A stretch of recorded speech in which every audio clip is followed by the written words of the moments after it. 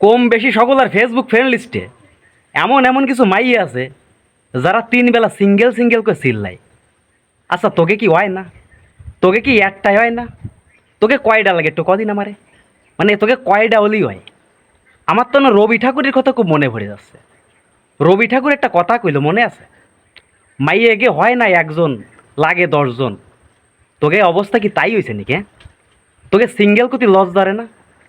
তোরা মুহি কইস সিঙ্গেল, ফেসবুকে পোস্টে দিস সিঙ্গেল, কিন্তু প্রোফাইলে ঢুকলে দেওয়া যায় তোরা মিঙ্গেল, ইন এ রিলেশনশিপ।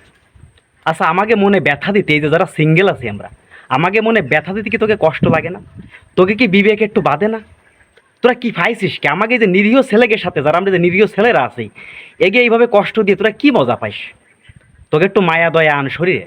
ওরে বন্ডিরা, শরীরের ভিতরে একটু মায়া দয়া আন। আমরা যে আর ভাবতেছি না, আমরা সিঙ্গেল থাকতে থাকতে আমাকে জাগা নাই। আমরা আর কতকাল সিঙ্গেল থাকবো?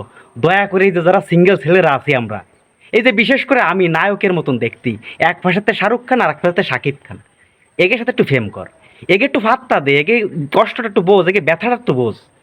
তা তো বুঝবি না, খালি ফেসবুকে পোস্ট করার সময় I am single, I am single, Dong মারাও তাই না? ডং, খালি ডং মারাও। ওই ডং ডং ছেড়ে দিয়ে আমাকে একটু ফাত্তা দে।